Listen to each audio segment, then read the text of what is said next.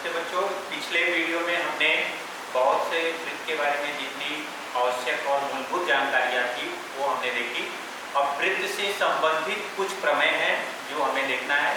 जैसे इसमें पहला जो प्रमेय दिया है आपकी किताब में वह अप्रत्यक्ष पद्धति से दिया है। मैं उसे समझाने का प्रयास करता हूँ। वो अधिक जानकारी के लिए ही है, उसमें ज़्यादा अधिक समझने का प्रयत्न करें। उससे ज़्यादा नहीं करना है कि उसकी ज़्यादा प्रैक्टिस करके या उसका अभ्यास करना है, सिर्फ समझने का अधिक से अधिक प्रयास करें। जैसे स्पर्श रेखा त्रिज्या प्रमेय। यह प्रमेय क्या है? वृत्त के किसी बिंदु से होकर जाने वाली स्पर्श रेखा उस बिंदु को केंद्र से जोड़ने वाली त्रिज्या पर लंब होती है। वृत्त के किसी बिंदु से, जैसे कोई भी वृत्त है, जैसे यहाँ पर कोई भी एक वृत्त है, वो केंद्र वाला, उस वृत्त से होकर जाने वाली, मतलब ए से होकर जाने वाली रेखा L यह स्पर्श रेखा है। अगर यह स्पर्श रेखा है तो वह उस बिंदु से उसकी त्रिज्या पर लंब होगी, मतलब रेखा L या त्रिज्या OA पर लंब होगी। अब इसके आधार पर हम दत्त देखते हैं। O केंद्र वाले वृत्त को एक रेखा L बिंदु A पर स्पर्श करती है। यहाँ पर उसको क्या करती है? स्पर्श करती है। रेख OA या वृत्त की त्रिज्या है। रेख OA वृत्त की त्रिज्या हो गई। हमें सिद्ध करना है रेखा L जो है वह लंब है त्रिज्या OA पर। रेखा L लंब किस पर ऊपर है? त्रिज्या OA पर। ये रेखा L ये त्रिज्या OA पर क्या है? लंब है। अब इसकी उत्पत्ति जैसा मैंने कहा कि हमें अप्रत्यक्ष पद्धति से करनी होगी। हम मान लेते हैं, सिर्फ आप जानकारी के लिए, समझने के लिए इसको सिर्फ देखिए। मानते हैं, पहले हम मान लेते हैं अप्रत्यक्ष पद्धति में उस कथन को पहले हम मानते हैं और सत्य नहीं है, बाद में उस कथन को हम सत्य सिद्ध करते हैं। माना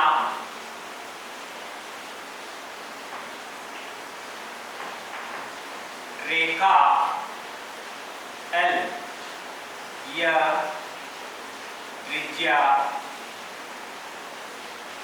OA पर लंब नहीं है।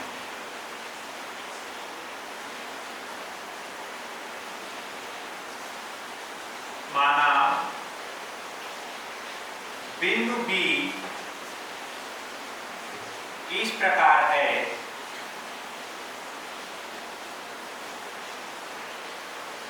कि जैसे ये बिंदु B दिख रहा है, उसी आकृति में यहाँ पर ये रेखा L है। बिंदु B इस प्रकार है कि रेख OB लंब है रेखा L पर। ये इसके लिए अगर हमें सिद्ध करना है तो ये दूसरी तरीके से हमने माना कि ये OA लंब नहीं है, उसके अलावा बिंदु B जैसा है कोई है मान लेते हैं जो उस पर लंब है, रेखा L पर स्थित है। इसके अलावा बिंदु C रेखा L पर इस प्रकार है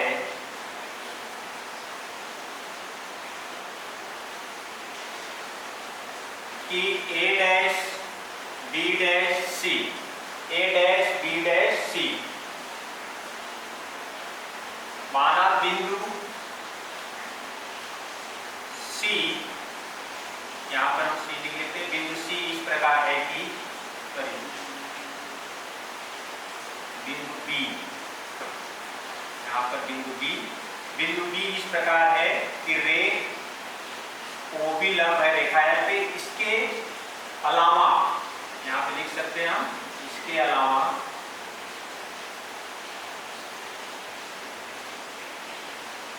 बिंदु C रेखा L पर इस प्रकार है कि A' B' C। अब जैसे इस तरीके से A' B' C होगा और हमें ये बताना है कि इसको आसानी से हम सिद्ध करने के लिए कोशिश करेंगे दो त्रिभुजों को। यहाँ पर ये करते समय जैसे हमें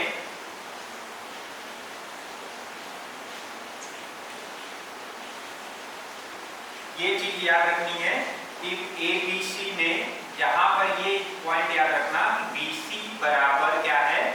AB। ये पॉइंट याद रखना। अब अगर हम दो त्रिभुज देखते हैं, त्रिभुज AOB बी, त्रिभुज AOB तथा त्रिभुज COB में, अब इसमें देखते हैं तो रेख OB सर्वांशम है, रेख OB यहाँ पर सामान्य भुजा, ये सामान्य भुजा हो गई। उसके बाद कोण OBA बराबर है या सर्वांशम है कोण OBC के, प्रत्येक कोण समकोण है, मतलब प्रत्येक कोण 90 अंश हो गया। उसके अलावा अभी यहाँ पर जो हमने देखा, ये रचना हमने की, यहाँ पर क्या कर लिखा हमने, रेख AB यह बराबर है किसके, या सर्वांशम हो जाएगा रेख AB के, ये रचना, ये चीज यहाँ पर हमने जो अभी डिसाइड की ये हो जाएगा। इसलिए क्या हो जाएगा, त्रिभुज AOB सर्वांशम है त्रिभुज COB, और ये हो जाएगा सर्वांशमता की भू को भू कसौटी से, भू को भू कसौटी से।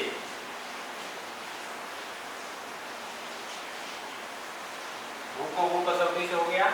अब ये दोनों सर्वांशम है, इसलिए क्या हो जाएगा, रेख OA सर्वांशम होगा रेख OC के।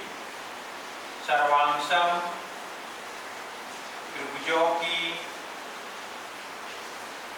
संगत भुजाएं,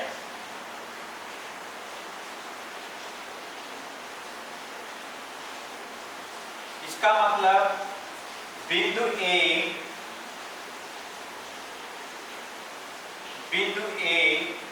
तथा बिंदु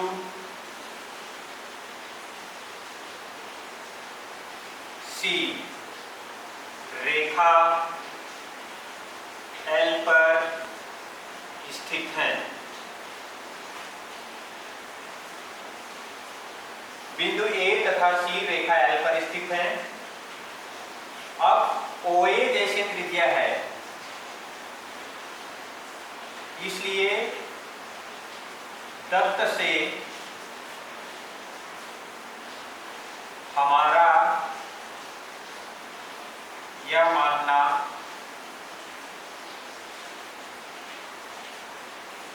असत्य है कि रेख का L यह लंब है त्रिज्या OA पर।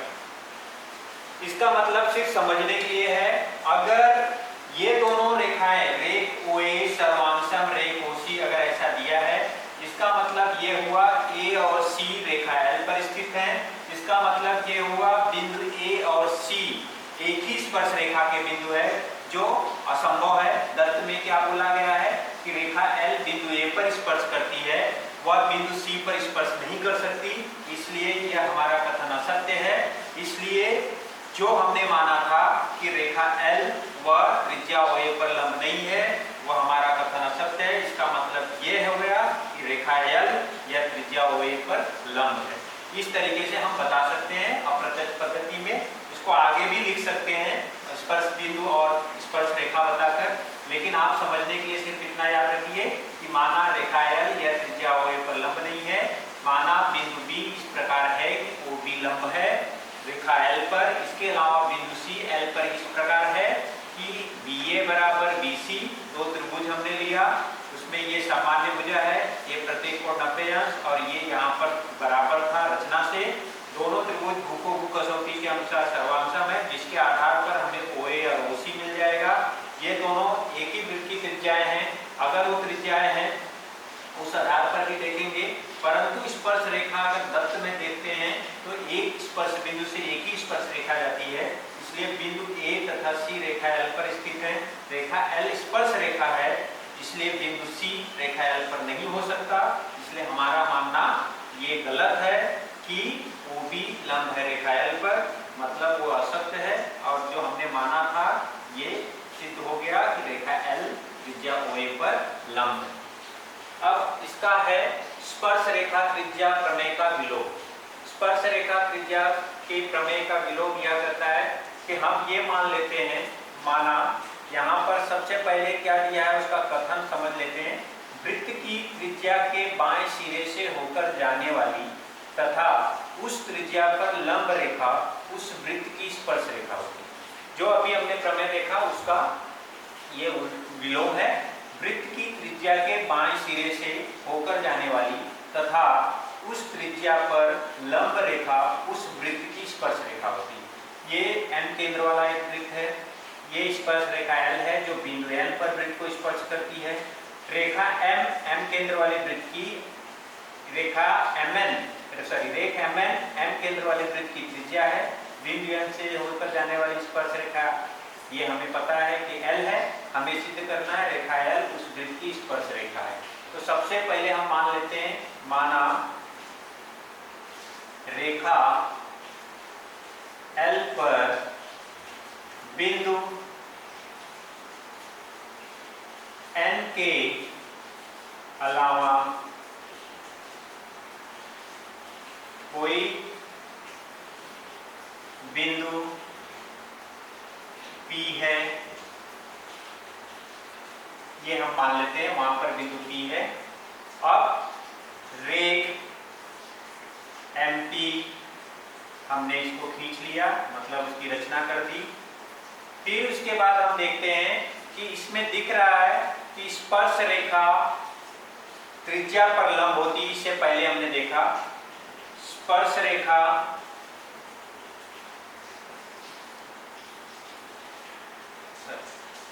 रेखा त्रिज्या पर लंब होती है, ये हमने पहले वाले में देखा। तो यहाँ पर हम ये देख सकते हैं त्रिभुज MNP में कोण MNP बराबर 90 अंश, ये 90 अंश है।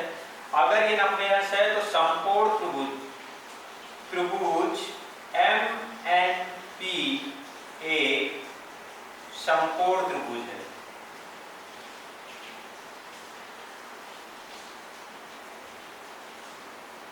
ये समकोण त्रिभुज हो गया, इसलिए रेख MP यह कर्ण है। अगर यह कर्ण है MP, तो MP की लंबाई जो है, MP की लंबाई बड़ी होगी MN से, क्योंकि समकोण त्रिभुज में कर्ण की लंबाई उसकी अन्य दो भुजाओं से बड़ी होती है। परंतु इन दोनों के आधार पर, इस कथनों के आधार पर हमें क्या मालूम पड़ता है कि यदि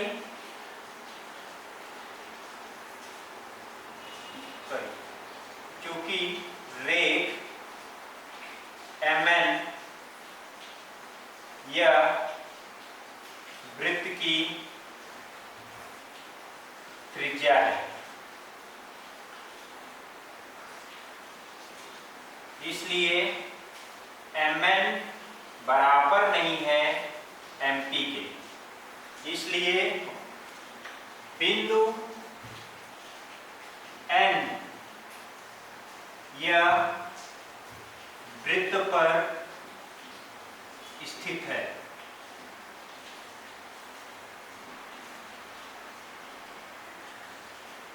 इसका मतलब ये हो गया कि बिंदु P यह वृत्त पर स्थित नहीं है, क्योंकि वो समकोण त्रिभुज में कर्ण है। कर्ण की लंबाई उसकी भुजाओं से बड़ी होती है। इसका मतलब बिंदु P यह वृत्त पर स्थित नहीं है। ये समझने के लिए अपने लिए याद रखें। अगर ये लिखा गया तो इसका मतलब ये होता है कि बिंदु N वृत्त पर स्थित है, इसलिए बिंदु N स्पर्श बिंदु है। अगर ये स्पर्श बिंदु है, बिंदु N, इसलिए रेखा L यह स्पर्श रेखा है।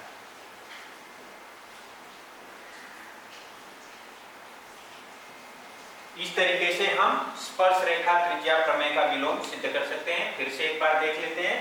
दत्त में हमें क्या लिखना है, रेख MN, M केंद्र वाले वृत्त की त्रिज्या है, बिंदु N से जाने वाली रेखा L त्रिज्या MN पर लंब है, रेखा L उस वृत्त की स्पर्श रेखा, ये हमें सिद्ध करना है। मान लेते हैं रेखा L पर N के अलावा कोई एक बिंदु P है, रेख MP हमने खींचा, त्रिभुज MNP में कोण MNP बराबर 90 अंश, त्रिभुज MNP में एक समकोण त्रिभुज है, इसका मतलब रेख MP एक कर्ण है। MP बड़ा होना चाहिए MN से, क्योंकि समकोण त्रिभुज में कर्ण की लंबाई उसकी अन्य दो भुजाओं से बड़ी होती है, इसलिए रेख MN या वृत्त की त्रिज्या दत्त में दिया गया है, MN बराबर नहीं होगा MP के, इसका मतलब बिंदु N वृत्त पर स्थित है, मतलब बिंदु P यह वृत्त पर स्थित नहीं है, बिंदु N यह स्पर्श बिंदु है, इसलिए रेखा L यह एक स्पर्श रेखा है। अब स्पर्श रेखाखंड का प्रमेय देखते हैं हम लोग। स्पर्श रेखाखंड का प्रमेय क्या है, वृत्त के बाएं भाग में स्थित, ये बाहर का बिंदु जो स्थित है वो वृत्त के बाएं भाग में स्थित बिंदु से उस रेखा पर उस वृत्त पर खींचे गए स्पर्श रेखाखंड सर्वांगसम होते हैं। बाएं बिंदु से जो स्पर्श रेखाखंड DP और DQ खींचे गए हैं वो सर्वांगसम होते हैं, ये हमें सिद्ध करना है। रचना हम कर लेते हैं। रेख AP, ये जो है हमारा रेख AP हमने खींचा, रेख AQ खींचा और यहाँ पर रेख AD खींचा। अब उत्पत्ति लिखते समय सबसे पहले हम यहाँ पर देखते हैं हमें क्या क्या दिया गया, उस आधार पर हम उसको लिखते हैं। स्पर्श रेखा त्रिज्या लंबता जो प्रमेय होता है उसके आधार पर हम ये सिद्ध कर सकते हैं, और स्पर्श रेखा त्रिज्या प्रमेय से यहाँ पर तो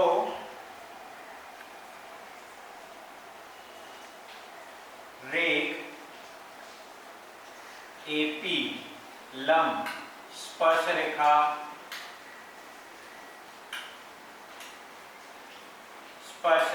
DP तथा रेख AQ लंब स्पर्श रेखा DQ। स्पर्श रेखा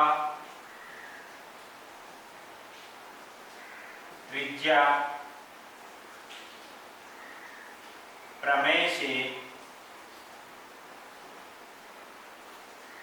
कोण APQ ये 90 अंश हो जाएगा, AQD ये भी 90 अंश हो जाएगा। कोण APQ